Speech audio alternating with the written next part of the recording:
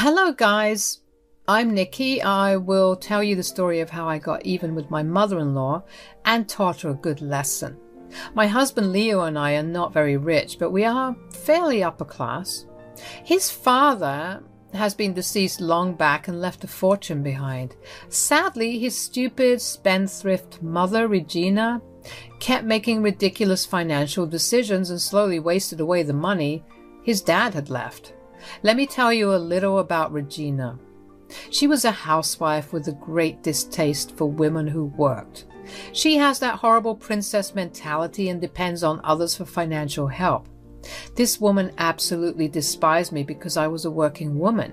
She always demeaned me and called me names because I worked. Leo and I tried to put her in her place, but she would never stop. Eventually, I just gave up, but I never forgot. The part of my life I am about to tell you happened when I got a second job.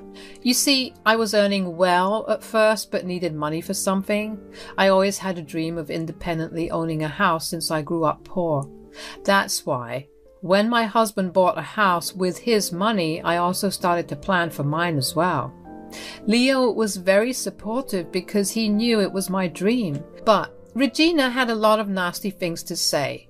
She said, "I hear that you have taken up a second job, Nikki. How sad for you. It must be hard being poor."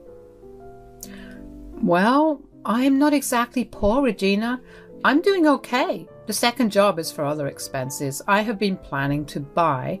Oh dear, it's okay to not have tons of money, Nikki. You don't have to lie about it. I understand that not everyone has the luxury of being carefree like me. Mom, you are taking things too far. Nikki is not wanting for money, which I cannot say for you, though. You have been spending money like it's endless. You need to be careful or else you will land in trouble again.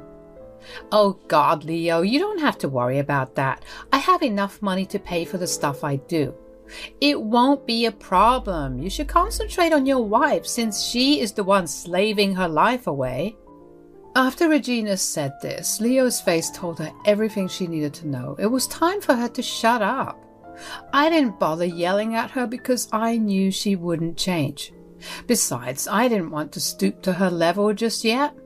There would be a better time. Regina was a dumb woman who didn't know how to deal with the consequences of her actions.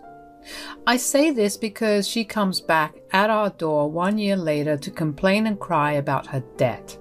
She said, "I don't know how it got so bad. I had so much money, I didn't think it would make such a big difference." Yes, you did have money, but it wasn't endless. Regina, had you worked a job, you would have received more money every month. Oh, shut up, Nikki. I don't need to hear the job nonsense from you. I haven't worked all my life, and I am not planning to start anytime soon. I am above that. There it was again, my mother-in-law's flat-out refusal to work.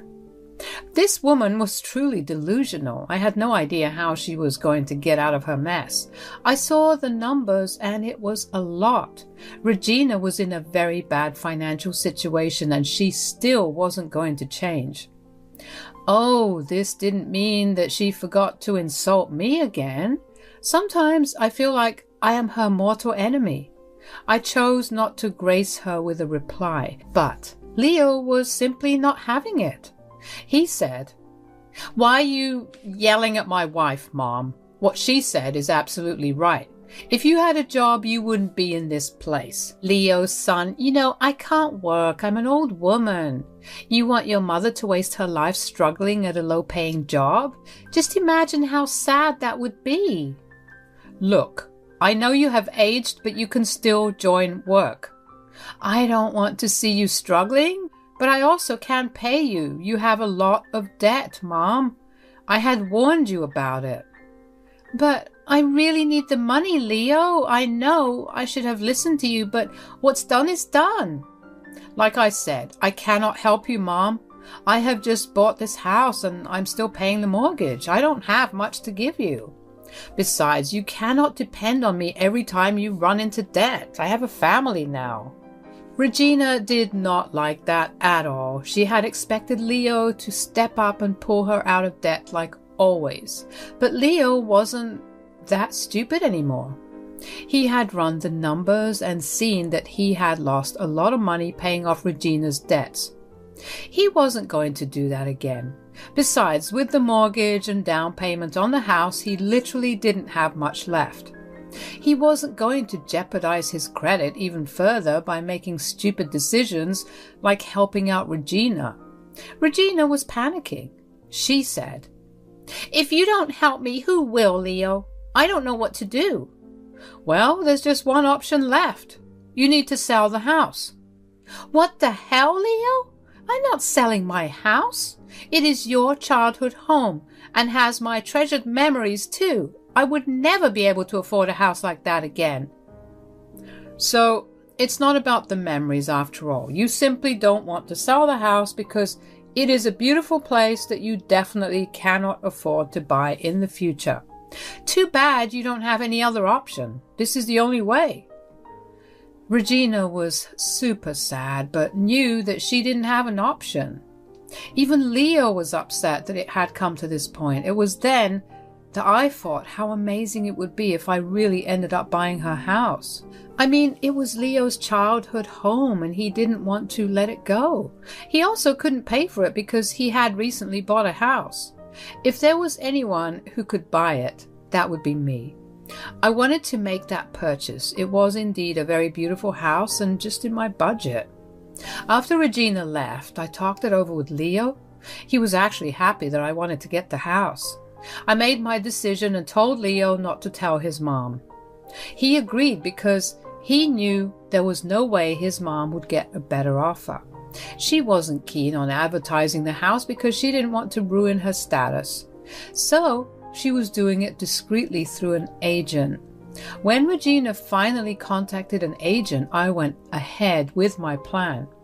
I had texted Regina's agent after the very first insult she had thrown at me. My agent contacted her and the deal was finalized. I was happy, but so was Regina. But my happiness would be long-lasting while hers wouldn't last more than a day. Do you know how I knew Regina was happy? Well, I got an invite from her to a party at her house. You would think Regina would wise up and start planning her finances better. She's not like that. Once she had the money in her account, she immediately went to host a party. She came by the house when Leo wasn't around and said, "Hello, Nikki. I'm glad I could catch you at home. I was half expecting you to be out working a third job on holidays." Very funny, Regina. As you can see, I don't need a third job yet. Tell me what you want. It's such a shame you insist on slaving away your life. I guess not everyone can be as lucky as me. Anyway, since I don't need to slave away my hours, I have plenty of time available to host a party. There is one tomorrow. You are invited. I was a little stunned to hear that she was hosting a party. This woman was literally drowning in debt and had to sell her house. When will she learn to handle her expenses better? I was very confused and annoyed. I said, "Wow, what's the occasion, Regina? That was a very out-of-the-blue invitation." "I don't need an occasion to plan a party, Nikki. I have a lot of spare money at the moment, and what's a better way to utilize money than to host a party?" "I see. So there is a party just because you have the money to spare? Good for you." "Honey, I don't have to work to earn, remember? So I have the means to host a party without any occasion or excuse. I hope you can take the day off and join the party. Maybe I will pay you the day's wages if you can't make it." "Thanks for the super generous offer, Regina, but I won't be requiring it. I'm perfectly capable of taking a day off without it hurting my finances." My blood was boiling at the way Regina talked to me. She always had a habit of humiliating me, but this was stretching it too far. On one hand, I was getting pissed off at her for troubling us with her financial problems.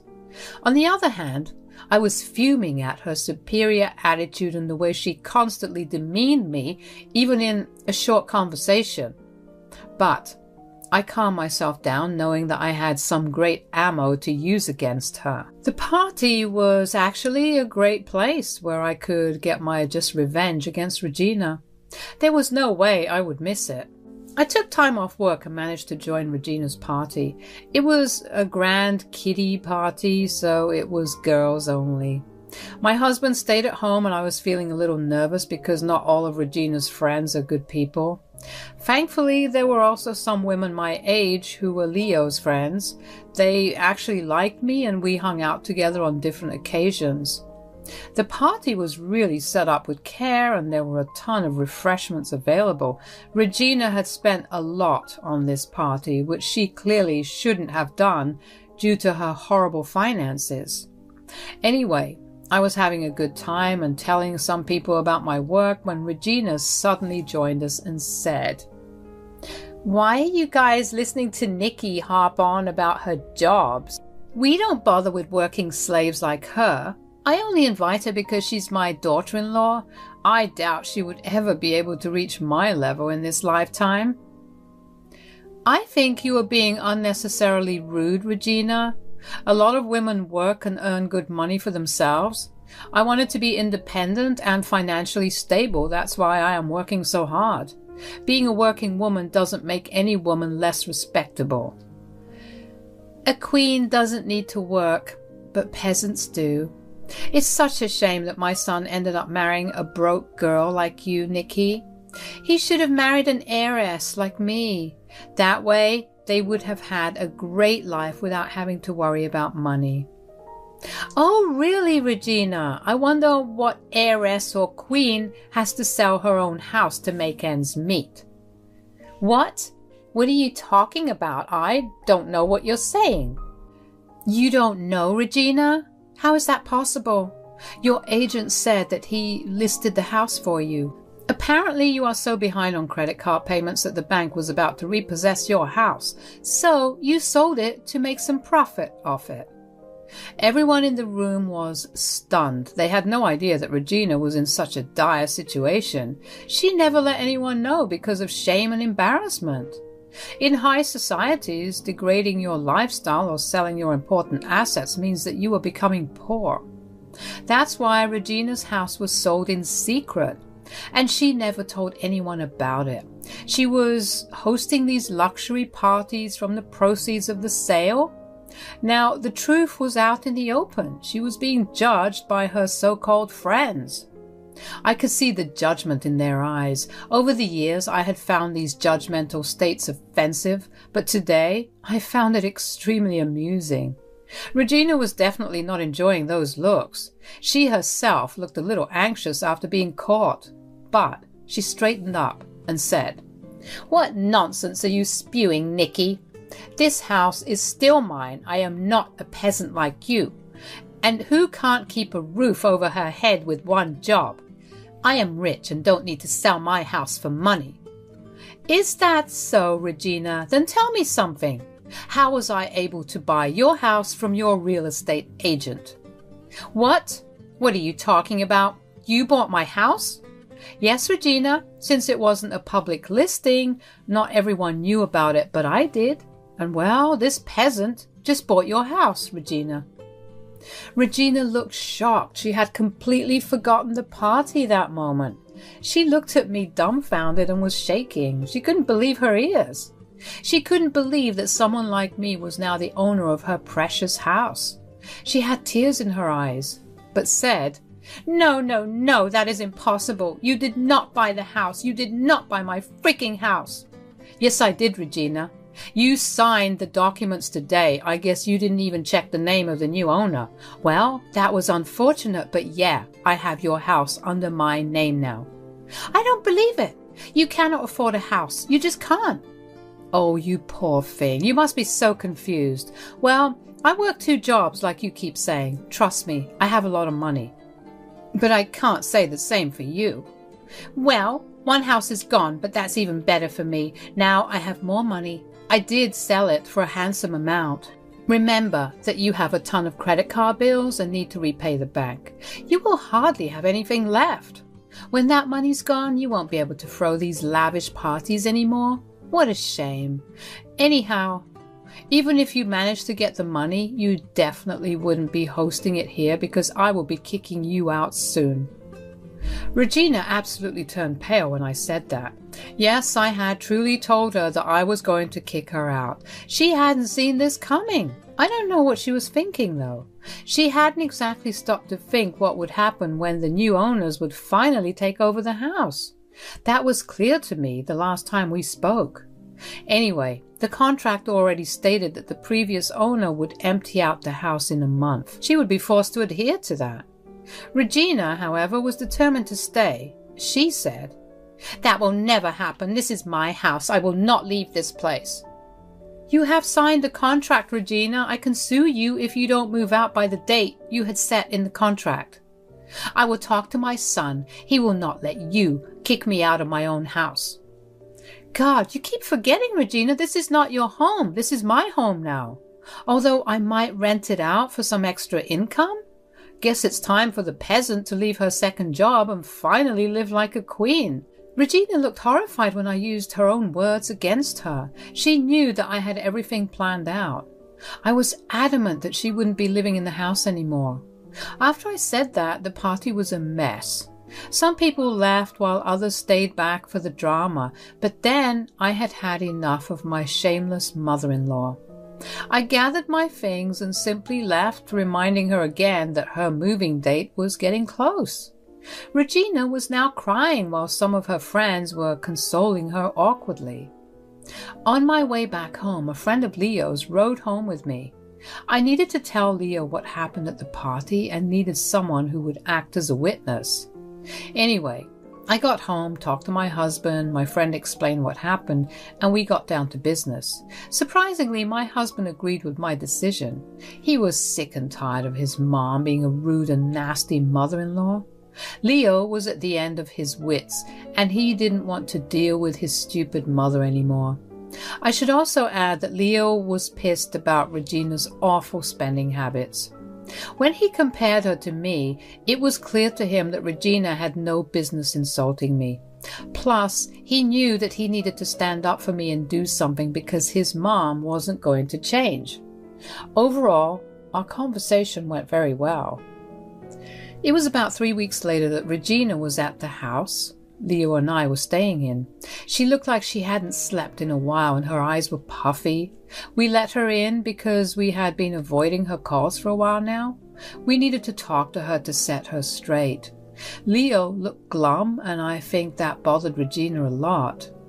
She said, "Leo, you know that your wife has bought my house. She is threatening to kick me out of my home. You need to do something." "What do you expect me to do, Mom? This is her property, so she is the only one who gets a say. Even if Nikki hadn't bought the home, someone else would have. And they definitely would have wanted you out. Had you even planned anything for that?" "Well, I was hoping that I could stay here with you guys." "And when did we discuss this, Mom? When did you tell me that you planned to stay here with us? Did I ever agree to that?"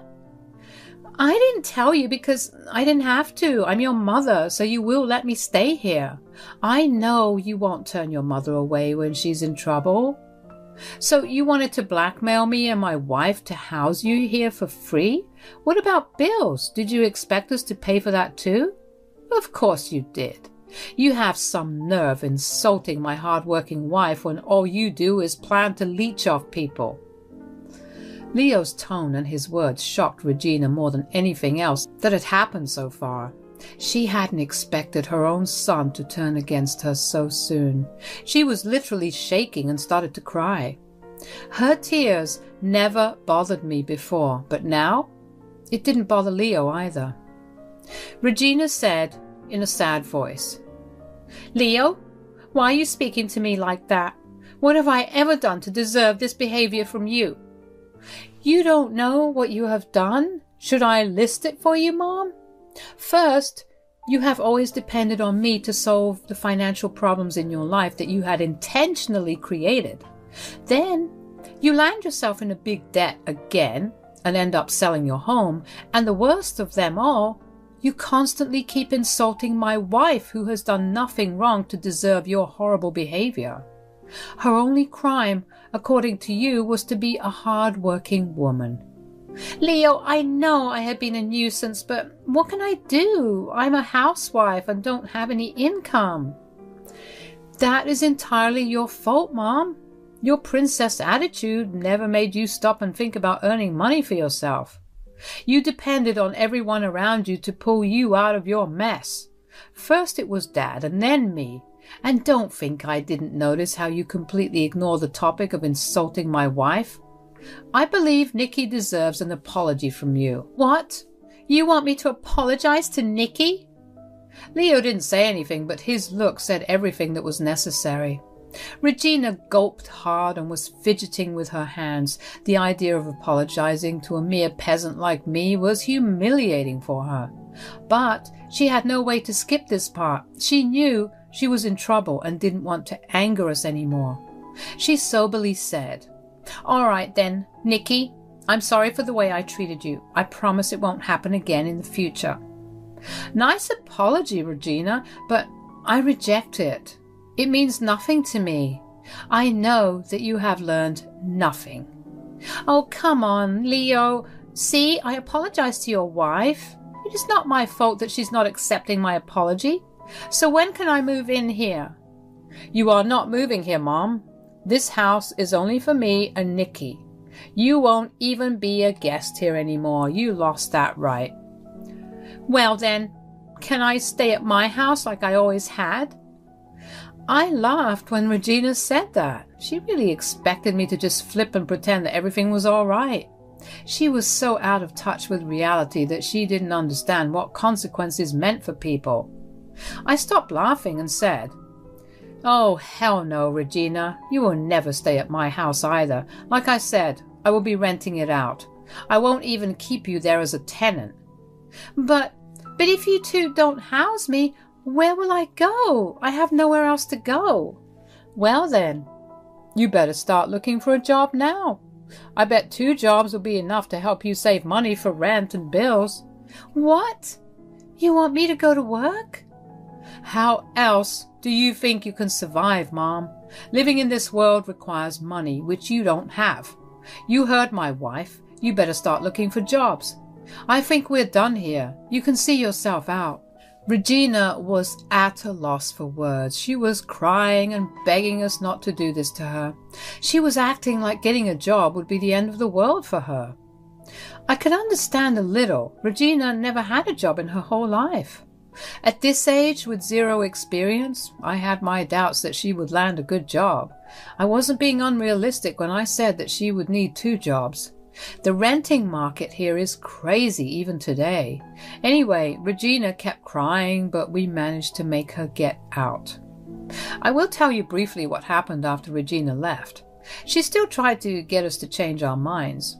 When it became that we wouldn't, she tried to recruit her family into guilting us. Most of them didn't bat an eye, but we did get some hate from some family. That was the last straw for us, and Leo informed Regina that she shouldn't bother contacting us. We were done with her. Regina then had to move in with family members for a while. Well then, she got kicked out of all those places. Who would house a woman who didn't earn but loved to spend like she owned a gold mine? The family got tired of her soon. In the end, she was actually forced to get 2 jobs to rent an apartment. It is small and cramped, but Regina can't do better at the moment. We are still in no contact with her and are living happily. The house was a great investment for me, and I got a good amount from renting it out. I quit my 2nd job since I no longer needed it. I have also cut down on my work hours and am enjoying my life better. My hard work did pay off, and now I can relax a bit. But I can't say that for my princess mother-in-law. I guess karma does come after you in the end. Anyway, she's none of my concern anymore. But the events that happened still make me smile at times.